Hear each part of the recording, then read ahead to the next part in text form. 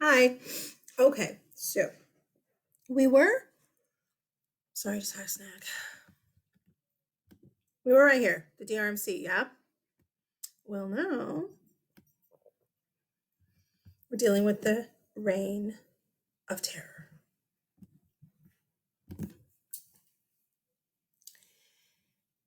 The reign of terror is this time period in the French Revolution where basically terror reigns. That's kind of the idea, okay? Hold on. Sorry. It's because of this new invention and because of this crazy named Maximilian Robespierre. Sometimes you'll hear people say Robespierre. Maximilian Robespierre. This is the invention. It's called the guillotine. It was actually invented by some guy named something, Mr. Guillotine. And I think, I can't really remember, but I think in your DBQ about this, you might have a document about the guillotine. I'm pretty sure you do. But anyway, the guillotine, the whole idea, it was actually invented shortly before this, okay, kind of at the same time. And the idea is it is going to be a much faster, much more humane way to kill people. Basically, you lay somebody down this way, okay? They always face down, they don't face up. It was seen that, like, if you stare up at the blade, that was considered psychological terror. Psychological, what is it? Torture. So instead, you stare in a bloody basket because all the heads fall in the basket. Okay, so you lay them down, you lock their heads right here, and then it's so simple, you guys. Look, the executioner just pulls and then he just lets go. When he lets go, gravity does everything. The blade simply falls. It's just gravity. And it slices straight through your head because it's angled. You know, at the beginning of the year, whenever I told you that a straight sword, a straight blade, actually can't cut straight through a neck in like one fell swoop, it has to be angled. Well, look at that. Because of the angled blade, it slices straight through your head. Now, or your neck, sorry. One thing that is an issue is you have to keep the blade sharp. Okay? So, like, there may be like one guillotine in France, right in the middle of Paris, but multiple blades are being switched out like all day. Okay? They're keeping them sharp. Well, your head falls in here, and you see right here, this guy's holding it up. He's like, yeah, look what we did. And you see this guy cleaning it up. Because, I mean, that's what we need to do, right? Okay. The Reign of Terror really gets started with him, Maximilian Robespierre. Robespierre was the leader of something called the Committee of Public Safety. With a name like that, it's good, right? It's the court system, guy. The Committee of Public Safety is the court system. Here's how it worked. If somebody brought your name up as a traitor to France, as a non revolutionary, you'd be brought before the judges of the Committee of Public Safety, and they don't ask you your side. They say, so, you have been accused of blah, blah, blah, blah, blah. How do you plead? Not guilty? Guillotine. Okay, listen. If you were taken to the Committee of Public Safety, you were basically going to be guilty and dead. That's it. There's not going to be an innocent plea, or not plea, an innocent whatever. Okay? You're going to be found guilty. That's it. Guys, in one calendar year, you have over 40,000 people killed. I don't remember if I put the actual number on here. I just put 40. Dang it. Okay, think about that for a second. That's a lot of people. And here's how it worked. In the morning, people would be taken to the Committee of Public Safety. After lunch, they would be taken to the guillotine to have their head cut off. It was that fast. There was no begging for your life. I mean, you could, but nobody's going to listen to you. There was no plea deal. There was no lawyer to speak your side. Is this fair? Is this providing people with natural rights or freedoms? I don't think so. Huh.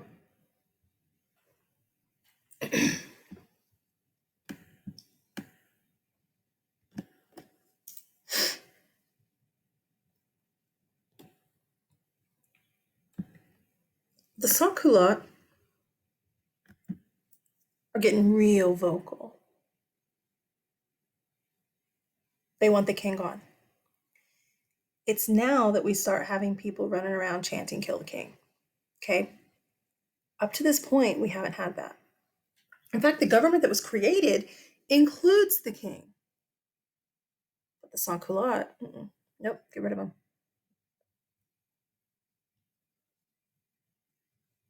So, the royal family is accused of treason, okay? And they're executed. What did Austria warn them? I told you yesterday in class. Austria said, if you hurt the royal family, that includes Marie Antoinette, or the kids, or Louis, we are coming. And we're coming with Prussia. So they kill him. Mob mentality. Okay, look.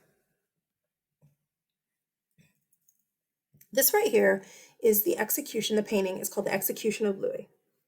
Okay? Guillotine. Look how many people have come out to see this. There's Louis's head. There's Louis's body. All these hats that are up, revolutionaries. Yeah? Look at this. This is really terrible, but I think it's freaking funny. This is a commemorative plate.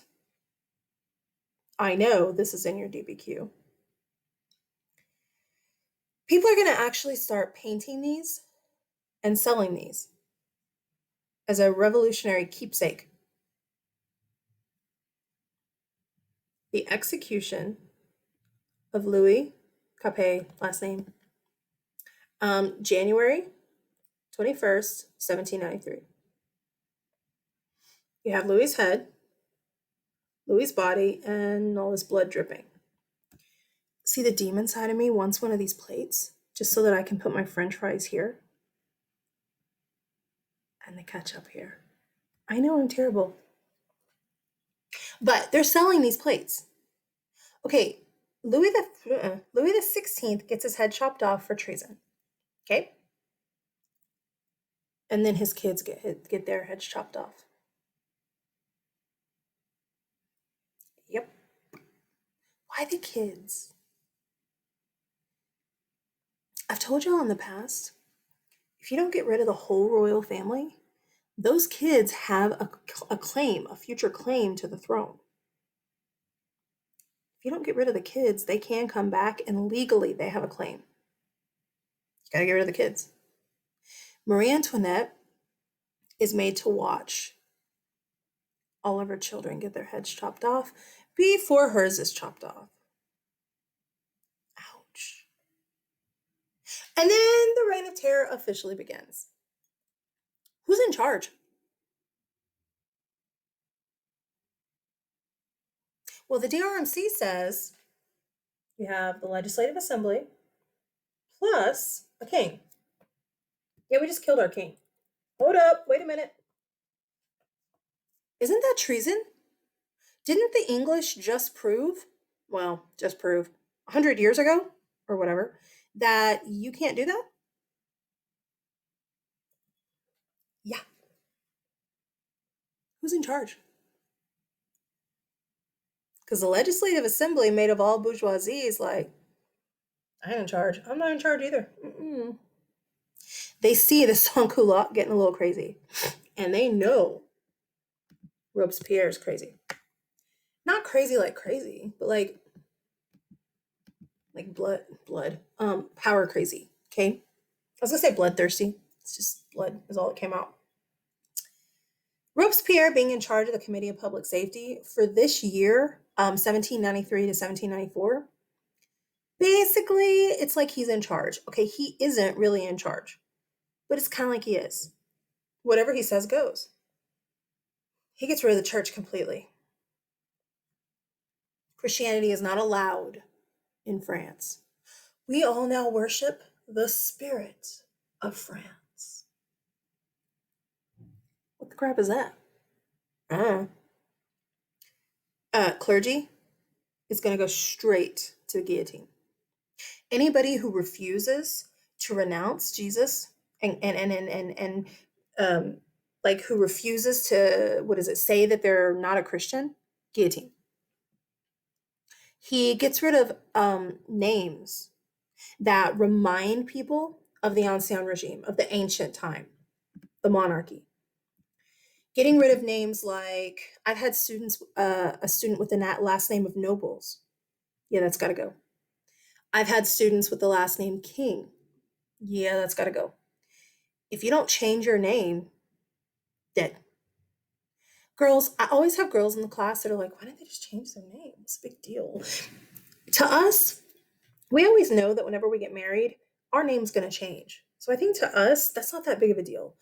It's always my boys who are like, I would not change my family name. Good. That's good.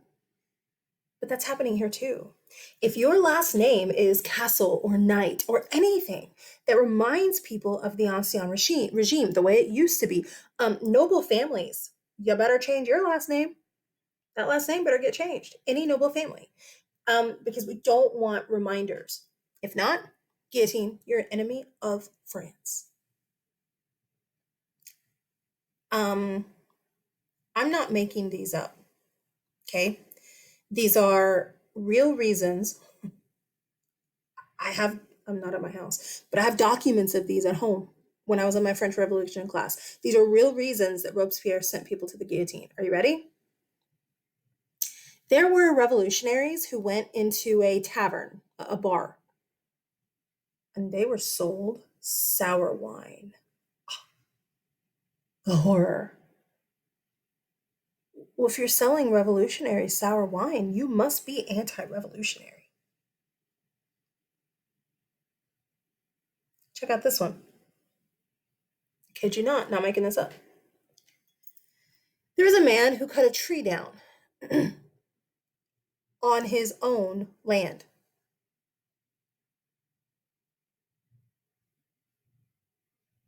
Anti revolutionary. You destroyed a piece of France. How dare you? I'm not making this up. Playing cards. You know what? I don't have pictures, but I can show you quickly. Playing cards, you've played with cards. Yes. King, queen, joker, jack. That's in the card. A jack is just nobility. Okay. King, queen, joker, jack. Yeah, that's not allowed anymore. Not allowed. They made new cards so that people could play with them. Let me do this. Playing cards. Here they are. Look. Oh, you can't see them. Move my big old head. Um, well, I really wanted all of them, but it's kind of small. That's okay. you have like city workers and farmers and bourgeoisie and military. You have the low levels of society in here. And down here it says liberté, égalité. There's liberté, égalité. I don't know what Genie. Genie. I don't know what that means in French. Playing cards. There was some guys, yeah, who were playing with the old cards. Guillotine. Guys, Robespierre is literally sending anybody to the guillotine. Why? I don't know. Because he's crazy with power? I don't know. I don't know. And at this time, it kind of gets a little crazy in France. This is actually a political cartoon from England. Y'all, it's in English. And this political cartoon from England says down here, the blood of the murdered is crying out for vengeance. I can't read this whole thing. But look, England is saying these people aren't murdered. I'm sorry, these people aren't committing treason. They are murdered. Look what's happening in France. Look at this one. You might have seen this one before. This one right here, we have some crazy monster chasing after a whole bunch of people. Guys, these are members of the bourgeoisie. Basically, the sans-culottes are turning on the bourgeoisie. We have the church here because Robespierre got rid of the church. Okay. Here we go. Sorry, I was looking to see if there was a thing. This over here, this monster says, I'm coming, I will have you. Okay, right here. Do you see this? It's a guillotine. It looks like a French Revolutionary, sorry, but it's a guillotine. And like right here, he's like spilling blood. Here you see a skeleton in the background. Okay.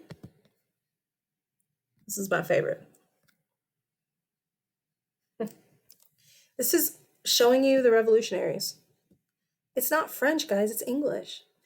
The other countries are watching this, and other countries are really horrified by it. This is British. Down here it says, the radicals' arms. Up here it says, no God, no religion. Here it says, no king, no constitution. Basically, the reign of terror has thrown out, everything. Anarchy. I've talked to you all about anarchy. We think anarchy sounds cool, but when you have somebody who gets put in charge like Robespierre and we're not following the Constitution, the DRMC anymore, we got a problem. Here, you see all this blood here. This is how they're making the revolutionaries look. They look stupid. The world is on fire. Everything's going crazy.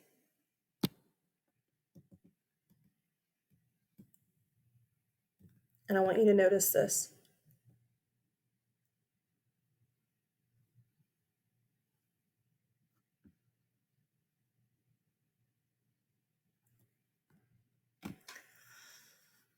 They're going to hang themselves eventually. And they kind of do. So many people are being systematically sent to the guillotine that eventually members of the Committee of Public Safety are like, dude, could we be next? Could Robespierre send us? What do we do? He's got so much power. What do we do? Well,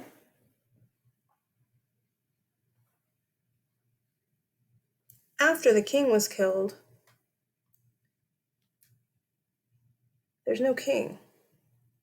He's running things, but he hasn't declared himself to be a king. So has he committed treason?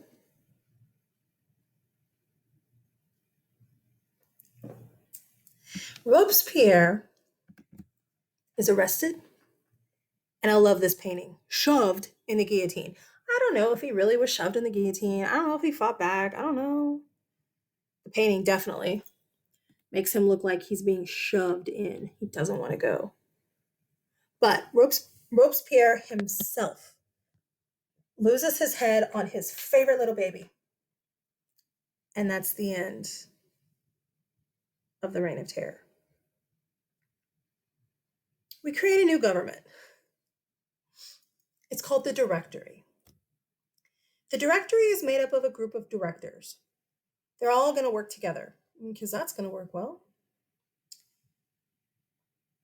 The Directory doesn't last very long. One of the things the Directory does, though, it actively starts trying to pay off debts that they owe to other countries. Guys, France owes debt to England and Austria and Spain and all these other countries. And in the middle of the Reign of Terror, Austria attacked. She didn't attack on her own. She attacked and she brought who? Prussia and England and Spain. Is that all? With her. I think that's all right now. Um, were the Dutch? I'm trying to remember if the Dutch were part of the first coalition. Because I don't think I have the first coalition in your notes. A coalition is a group of countries that all come together to like do something for a common purpose. Okay. Um, whatever class you're in, whatever class you're in, you're my first coalition or second coalition or third coalition. You're a group of people all coming together. In this situation, it's to fight a war. Um, all these countries come together to fight France. So not only is France losing a ton of people on the guillotine, they're also fighting a war. Why? Because Austria said, if you kill the royal family, it's on. Okay, well, we have a new government now, right? And so the Directory comes in. I didn't think I did. I wasn't sure if I put the Directory in your notes or not. It's okay, it doesn't matter that much. But the Directory comes in and actively says, like, they stop fighting and they're like, okay, so we're going to start paying you guys back. And all these countries are like, okay, how? How? We don't know yet. Well, somebody gets an idea. And it has to do with this guy, Napoleon Bonaparte. Y'all know Napoleon, general. Everybody's like, yeah, he's that short guy. No, he wasn't really that short for the time. He was like 5'8" or something. Guys, I'm barely 5 foot. He's not that short for the time, maybe 5'6". I don't remember exactly. But for the time, he wasn't really that short. It's just kind of a thing that people say. But Napoleon was a revolutionary, what is it, military guy. Okay. Um, he's been in the military, and an idea comes up. The idea is, let's send Napoleon to that place that we keep hearing about. That place where there's gold everywhere. You know, in all those desert tombs. Where's Napoleon gonna be sent? This is a young Napoleon. Okay. He is like city worker level when he like is a child. He's going to work his way up through the military, okay, and eventually become like general, like in charge. And so, where do they send him to see if he can find some gold so that they can start actively paying back people? Yeah, Egypt.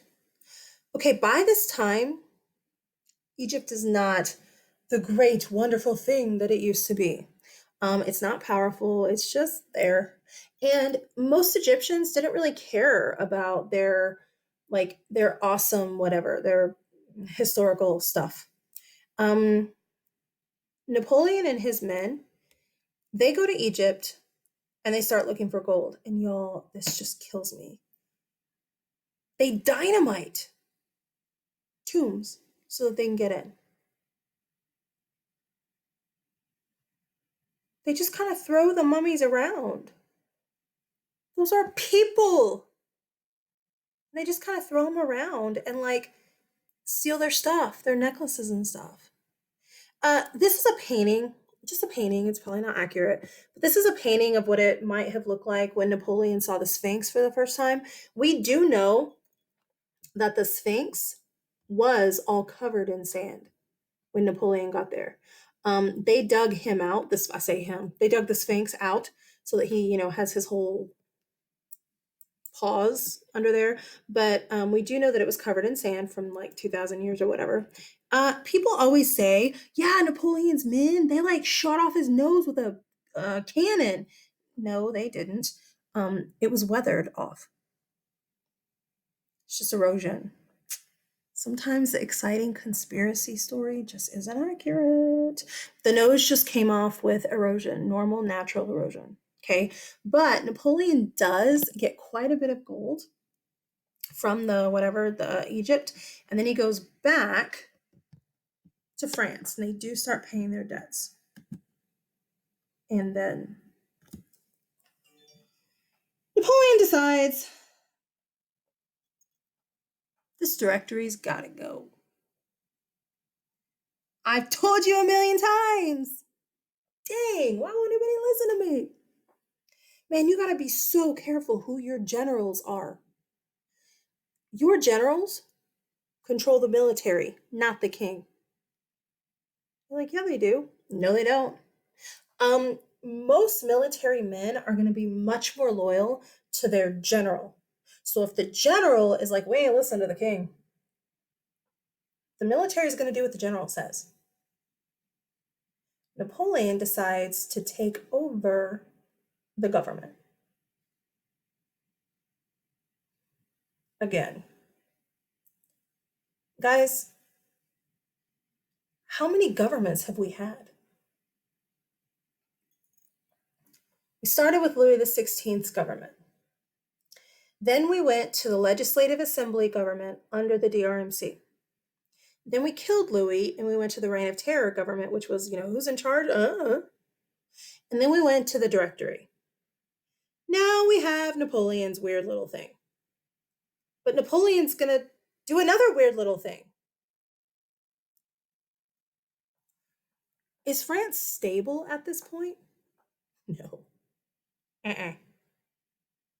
Politically, economically, no way. What Napoleon does is he stages a coup d'etat. I know, when you look at it, it looks like coup d'edit. Yeah, it's not. Coup d'etat. A lot of the time on like news or whatever, you're gonna hear people say they staged a coup. They'll leave off the d'état part. I don't actually even know what it means in French. Don't care.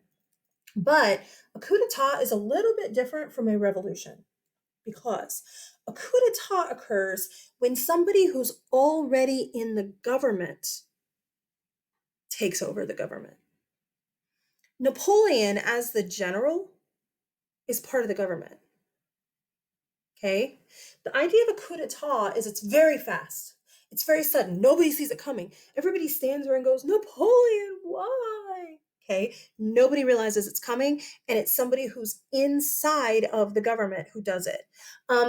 If you and I revolt against the government, it's a revolution. Okay? Unless we lose, and then it's treason.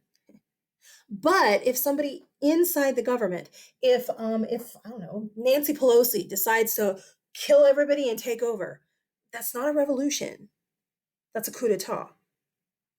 And if you just went, who? You better look her up. All right. He takes over the government and basically he calls it the consulate. Okay. 3 men are in charge, but they don't really have equal power, even though he says they do. He's the first consulate, another guy is the second consulate, and another guy is the third consulate. Well, over time, he throws the other 2 guys out, and he's the only consul by himself. Then he'll decide, no, I don't like this. I want to be an emperor. Okay. Napoleon is often seen as a really good example of a tyrant. People like him at first, He starts out really good, and then his devil horns come out. The best example ever of a tyrant is Adolf Hitler. You're like, he started out good? I'll get there. I'll explain it all. Okay. But the best example of a tyrant is Hitler. Napoleon is considered another pretty good example. He takes over the government and he creates a consulate. And then he says, okay, we're going back to the DRMC. I'm a revolutionary at heart, and we're going back to that. And I want France to be about natural rights and to be about liberté, égalité, fraternité. I want us to be about these things that the revolution was originally supposed to be about. He does that for a while. And he actually does good for the first few years. He creates these schools called lycées. Oh my gosh, women can go to. Don't get excited, girls. You can only go for like 2 seconds because he's going to revoke that. He's going to take it away. Because, I mean, we don't have enough women making us sandwiches, I guess. He's going to create like a national bank so that we can actually figure out how much money is in France, so that we can actually figure out how much people should get taxed so that it's fair, and so that we can actually figure out how much we can start paying back in all of our debts. Is that good? Yeah. Things are going well until he starts passing a series of laws. This isn't one law that he passes. It's a series of laws that he passes very slowly, called the Napoleonic Code. When you see the word code, it means law. Okay? The Napoleonic Code says, ladies, I'm sorry. We can't have you going to schools. Get back in the kitchen. Slaves, I'm sorry. You can't be free. We're not making enough money. Round up the slaves. You guys are slaves again. Can you imagine for a second being a slave, treated like absolute trash, being given your freedom for about 10 years? And then they say, just kidding, you're a slave again. I can think of only a couple things that are worse than that. The Haitians weren't really cool with it either.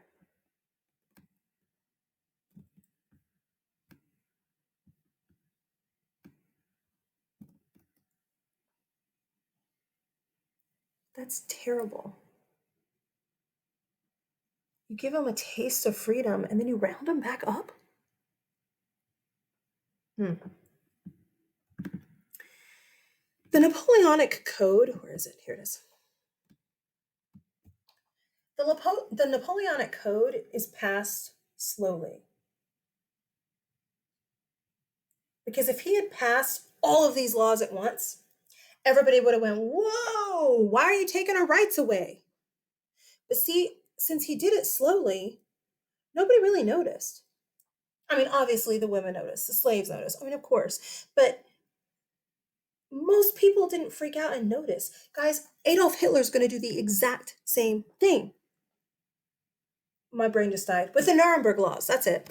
He starts slowly limiting the rights of Jews and other non-Germans, and most people don't really notice until it's time to start rounding up those Jews and non-Germans and put them in ghettos. And then it's like, oh, shoot, what are we doing? When you do it quickly, everybody notices. Whoa, my rights have been taken. But when you do it slowly,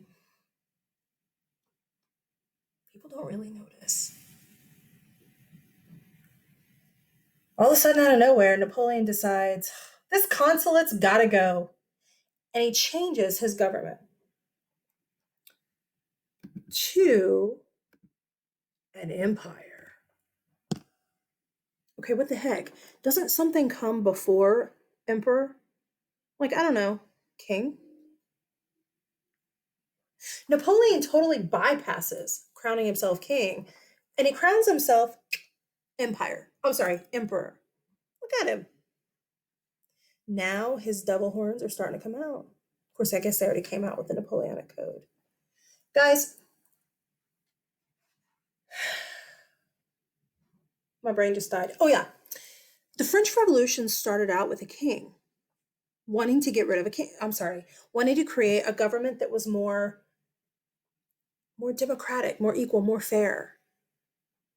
And it ends with a king, Napoleon. And see, the crazy thing is, most people, they're not going to fight him becoming emperor because he's been good for the country. He ended the French Revolution. He ended the turmoil. He ended the reign of terror, sort of. He got the other countries off of their back a little bit. He started paying off debts. He started stabilizing the economy. He was a good enough leader at first that when his devil horns start coming out, the people don't argue. They're like, well, he wouldn't do something to hurt us as a country, right? Same thing with Adolf Hitler. Adolf Hitler's going to do some good things for Germans in Germany. He's going to stabilize the economy. He's going to fix some things after World War I. And then when we start the whole rounding up of non-Germans and Jews and we decide to start World War II, a lot of Germans are like, oh, this isn't good, but Hitler gave me a job.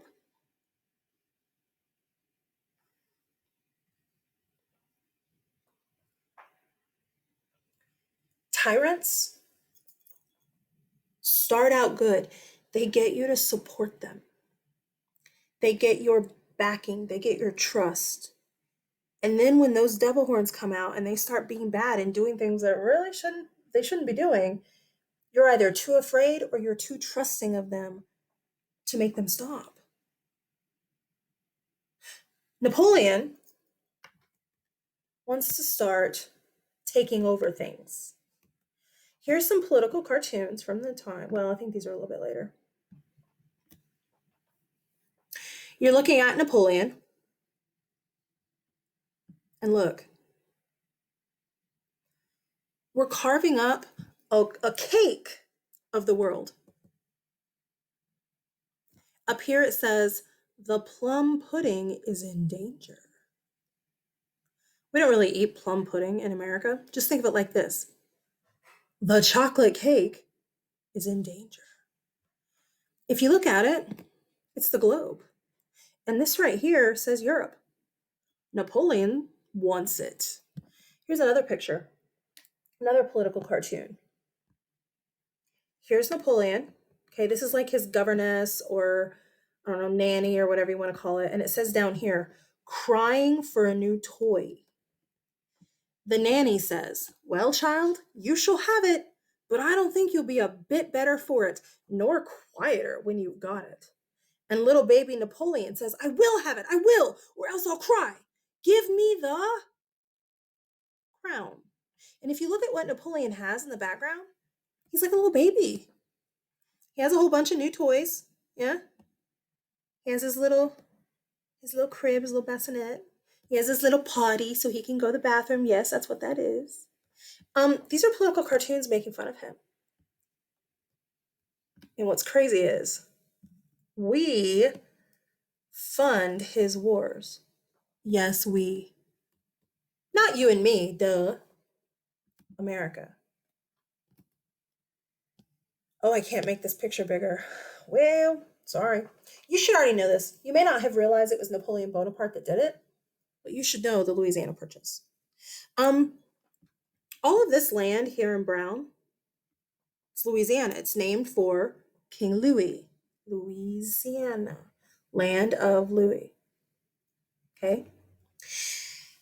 The Louisiana Purchase, it is French, but the French really aren't settled over here. You have French up here, of course, especially trappers and stuff, and you have French on the Mississippi River and big time down here in the New Orleans area. But for the most part, they're not out here. And Napoleon's like, Mr. President, Thomas Jefferson, you want to buy this land real cheap. I don't remember what it turns out to be. It's like 3 cents an acre or something. But, I mean, it's still a lot of money at the time. But for 3 cents an acre, yeah, guys, we buy this right here and literally double the size of the US. As a result, we have the Lewis and Clark expedition. Okay. So, oh, and as a result, Napoleon takes that money and goes to war. There he is. Okay, there's so much drama with his wars. Some countries he's going to take. Some countries he's going to try and take. Some countries he's going to make alliances. Okay. This right here is France. All right. One of the first places he tries to take is England. He can't. He blockades them. He tries all kinds of stuff, but he can't. So he goes after Portugal. You're like, why Portugal? Because it's small? No. Portugal is illegally going through Napoleon's blockade to trade with England. Okay, well, so is Spain. So are the Germanys. They're like, you can't tell us who to trade with. Psh, go away.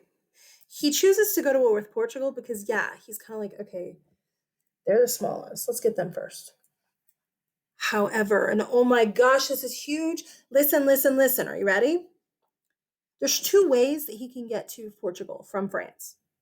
He can take his ships away from England because he's blockaded England with his ships and come this way.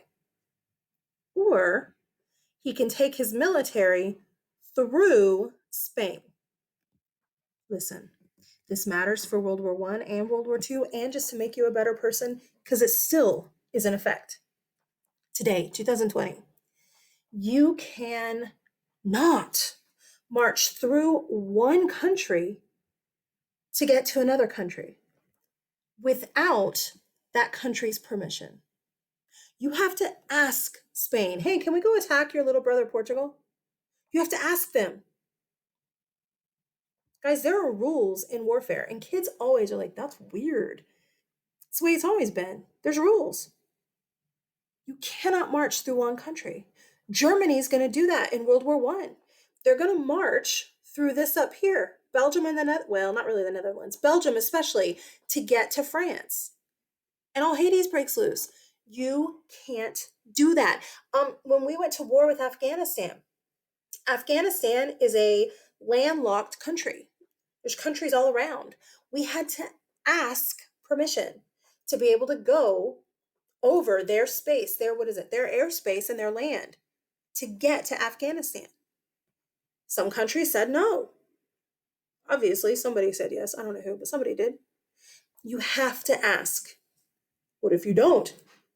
Well, Napoleon doesn't want to end the blockade against England, so Napoleon takes his infantry through Spain, and all Hades breaks loose. The Spanish are like, oh, heck no. So they start fighting. Okay. Napoleon never even gets to Portugal. This is called the Peninsular War. He never even gets there. He fights Spain. Okay. Well, the King of Spain is killed in all the drama. So Napoleon just replaces the King of Spain with his own brother, Napoleon's brother. I think it's actually a half brother, but who cares? We now have Napoleon's brother, a Frenchman, on the throne of Spain. You just murdered him. Are the people of Spain going to let that go?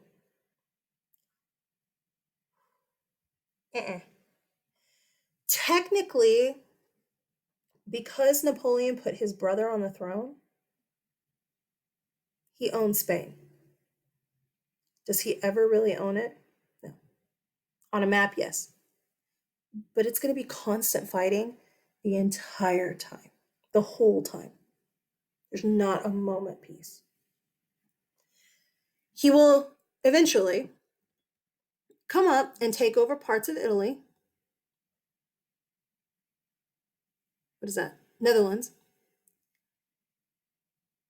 He'll make an alliance. Oh, I'm sorry. He'll make an alliance here with the Germanys, Prussia, and Austria. And he actually does come in here and take over some of these German kingdoms along the Rhine River. Here. Then he goes to Russia.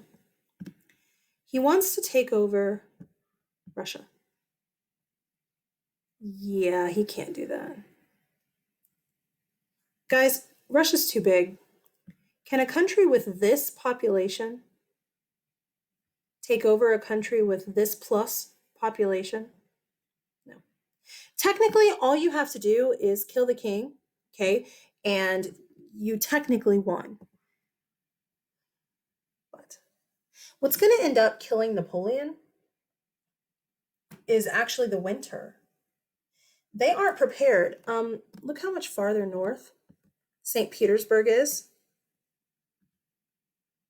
to Paris. Paris is here. If you go straight-ish, and then St. Petersburg, yeah, it's not going to happen. What ends up killing Napoleon and his troops is the winter. They're not prepared. So Napoleon and his troops, well, Napoleon doesn't go, actually. He's not even in Russia. But he sends his people to Russia, and they're fighting, and they're losing, and it's getting really bad. And so finally, they're like, forget this. And a lot of people just desert. They just leave. But his troops turn around. I'm sorry. And as his troops turn around, the Russians start attacking from behind. Well, that causes them to like run into a kingdom that he had an alliance with. Right here. Prussia. Prussia. Prussia is like, oh, heck no, your military just invaded us. And Napoleon's like, no, no, no, it's okay. They're just running away from Russia. Prussia's like, no, war. With Prussia, we're going to have other Germanic kingdoms come to fight. We're going to have Austria. We're going to have parts of Italy. We're going to have England. We're going to have all kinds of good stuff who all converge onto Napoleon to fight. Oh, yeah, don't forget about Russia. They're coming too. Okay? All these countries come to fight Napoleon, and they win, and Napoleon is exiled from France. He is sent to this island right here,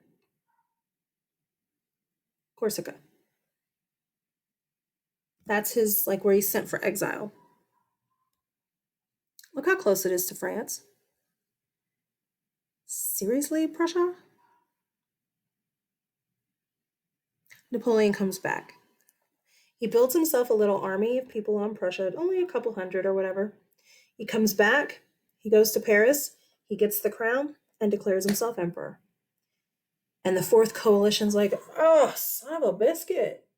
And they all turn around, and they all go back to fight him. When they fight him again, they are able to actually beat him and conquer him at a place called, oh, here it is, at a place called Waterloo. Oh, here it is. It's just a big, like, open plain. Okay. This time, when they win, they say, all right, we're not going to kill you because you're such an amazing military guy. Like, we have respect for you. We're going to exile him. Seriously, you're going to exile him again? However, this time, France is up here. Napoleon is put on a ship, and the ship goes like this.